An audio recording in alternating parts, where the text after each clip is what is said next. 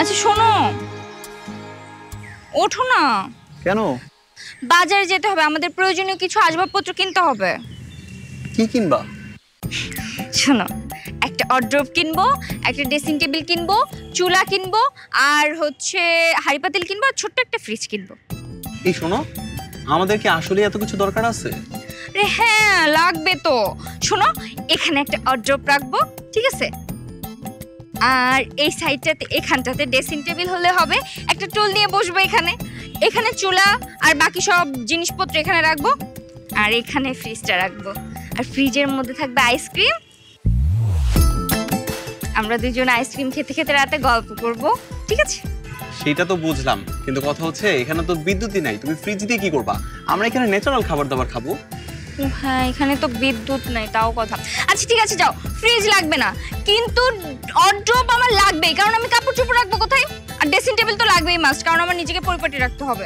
আমি আবার নিজেকে সাজুগুজু করেছে রাখতে পারি না। চলো চলো এখনই? আরে চলো না। আচ্ছা ঠিক আছে।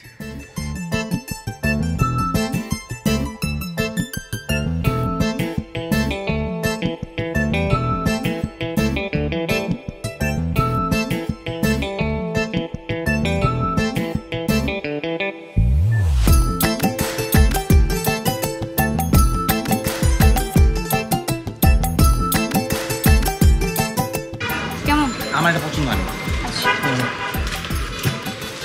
দেখবো না, এটা দেখো।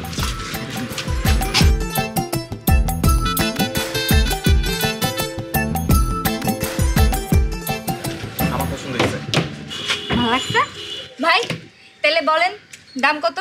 আপা বেশি দাম চামো না, আমি এক দামের মানুষ, একদম 20,000। না ভাই, এত দাম দিতে পারবো না, 15,000 টাকা দেবো আপনাকে। হ্যাঁ হবে?